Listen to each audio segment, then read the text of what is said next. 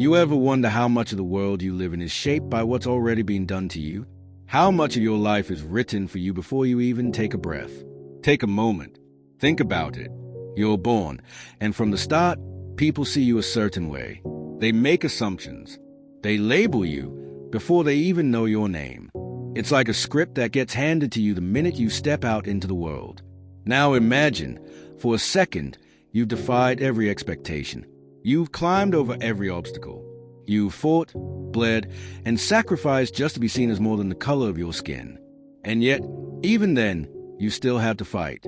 Because it's not enough to rise. No, you have to stay aware. You have to keep pushing back, even when you've already made it past what others thought you could. This is a story about that fight. A fight that happens in the quietest of moments, when you least expect it. The kind of fight where, for a second, the world might stand still. And in that stillness, you start to question everything you thought you knew about who you were and who they thought you were. It starts on a dark, quiet night. A man in his mid-30s, dressed in a crisp, well-tailored suit, is driving home after a long day. His name is Dr. Malcolm Hayes, a surgeon, a well-respected professional in his community, the embodiment of hard work and everything society tells you to be if you want to escape your roots. But it doesn't matter. Not here. Not now. The sound of a car engine hums quietly in the background, setting a subtle tension. A few seconds later, a police siren suddenly pierces the stillness, cutting through the calm. Dr. Hayes wasn't speeding. He wasn't breaking any laws. He wasn't even in a neighborhood that typically drew attention. He was simply driving home from the hospital, minding his own business, like any other person who's worked for years to carve out a place for himself. But as he glanced in his rearview mirror, his heart skipped a beat.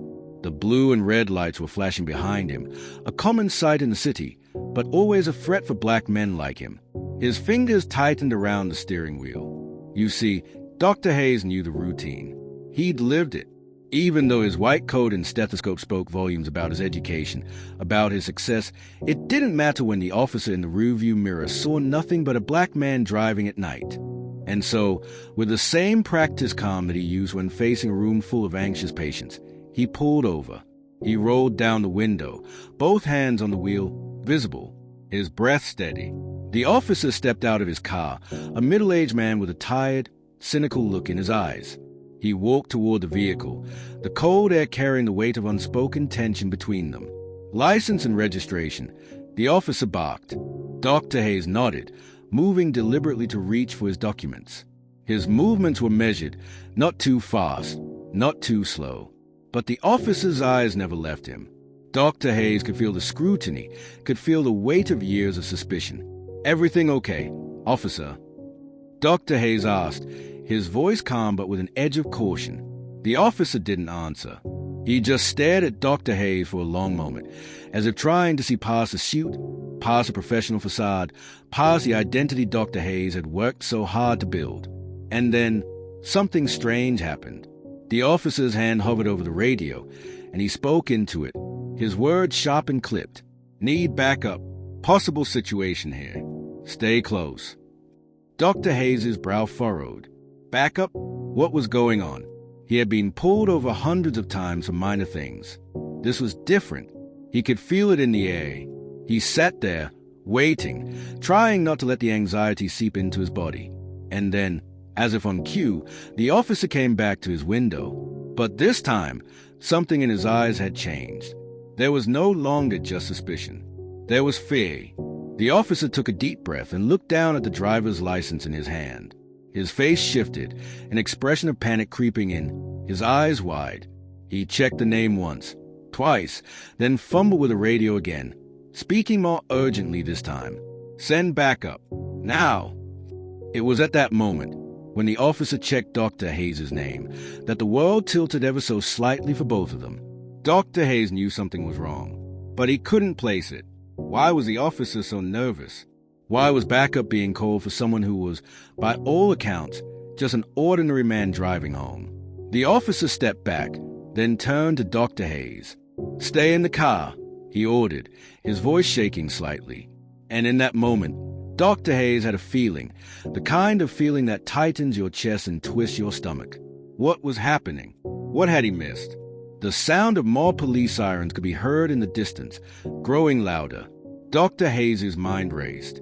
He knew the statistics. He knew how it went when officers saw a black man in the wrong place at the wrong time. But this was different. He felt the tension build in the pit of his stomach as he sat in his car, waiting. Waiting for what? And just as the backup arrived, the officer came back to Dr. Hayes' window once more, his face pale. Dr. Hayes knew it wasn't just his name that had caused the panic. Something else was at play. Something deeper. A truth that neither of them could escape. But what was it? And why, after all these years of success, of breaking barriers, was this happening to him? In the world Dr. Hayes had fought so hard to enter, the rules had never really changed. The game was rigged from the start. And even now, even after all his accomplishments, he was still playing by someone else's rules. But was it too late to change the game? What happens when a man reaches the top, only to find that his place in the world is still determined by the very thing he thought he'd outrun? Stay tuned, because the truth is only just beginning to unfold. Imagine this. You've spent your entire life building a future. You've worked, sacrificed, and climbed over every obstacle, believing that if you reached the top, the world would finally see you as you saw yourself. But in that moment, when the lights flash in your rearview mirror, everything you thought you knew is thrown into question. Dr. Malcolm Hayes, the surgeon, the man who had defied every statistic, who had put in the hours and bloodshed to rise above it all, was sitting in his car, trapped in a nightmare he never saw coming. A nightmare that had nothing to do with crime and everything to do with his very existence. The camera cuts to a slow motion of Dr. Hayes sitting in his car, the tension in his face clear. The officer steps away to speak to his fellow officers, the scene unfolding in front of him. As the backup cars arrived and officers stepped out, there was no mistaking the weight of what was happening. Dr. Hayes was no longer just a doctor in a suit, a man of success. He was something else, a suspect. But for what? For being black. For carrying the weight of an identity that, in the eyes of the system, still made him a threat. The officer had checked Dr. Hayes' name again. His face twisted in confusion, then fear, and in that brief moment, Dr. Hayes saw something that shook him. This officer wasn't scared of him because of his success, or even because of the way he was dressed. No, he was scared because Dr. Hayes had just stumbled upon a truth, an uncomfortable, inconvenient truth, that this system could never allow to be exposed. The officer approached the car again. His voice was no longer firm, but shaky, almost pleading. "Dr. Hayes, is this really you?" The officer asked, his eyes darting nervously as if he had just discovered something that might cost him everything. Dr. Hayes' heart raced.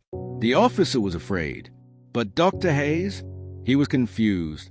He had seen the fear in the officer's eyes when he checked his name. But fear of what? And why was the officer asking if it was really him? "I'm Dr. Hayes," he replied, keeping his voice steady, even though his insides were unraveling. "What's going on here?" The officer hesitated before he spoke again, his voice trembling. "There's something you need to understand," he said, glancing back at the other officers. "This isn't what it looks like." What wasn't what it looked like? Dr. Hayes had done everything right. He played by the rules. He had taken every step they told him to take. But now, in this moment, it seemed like the system was shaking beneath him, unraveling, and he was stuck right in the middle of it. He glanced out the window, looking at the officers gathered around. It was clear now, this wasn't about a simple traffic stop. It wasn't about a man driving through a neighborhood late at night. This was about something far deeper. The camera cuts to a close-up of Dr. Hayes' face, his brow furrowed in disbelief. What if the system he had fought so hard to be a part of wasn't built for him at all? What if, no matter how much he achieved, no matter how much success he found, he was still just a black man in the eyes of those who didn't want him there? Dr. Hayes' mind raced as he tried to process what was happening. His years of hard work, his sacrifices, the long hours, the isolation, all of it, had it been for nothing? The officer who had pulled him over, the one whose hands were now shaking, finally spoke again, his voice quieter now. "I don't know how to explain this. The officer asked, but you're on the list. They said if we ever pulled you over, we were to call for backup. You're marked." Marked. The word lingered in the air between them, hanging like a dark cloud. Dr. Hayes' mind went into overdrive. A list? Marked? He had no idea what the officer was talking about. But the weight of those words landed like a blow. This wasn't just a random stop. This wasn't a mistake. This was something deliberate, something calculated. And it had nothing to do with the law, and everything to do with power. He was on a list. A list of what? A list of people to be watched? A list of people to be feared? The officer turned his back to Dr. Hayes, speaking into his radio once more. The urgency in his voice was unmistakable. But this time, it wasn't just fear, it was panic. What the hell is going on? Dr. Hayes muttered under his breath, more to himself than to anyone else. As the officer called in more backup, Dr. Hayes started to piece it together. Slowly. The system was rigged. It wasn't just the police that saw him as a threat. No, the system itself had made him one. They didn't care about his credentials, his education, or his achievements. They cared about the color of his skin.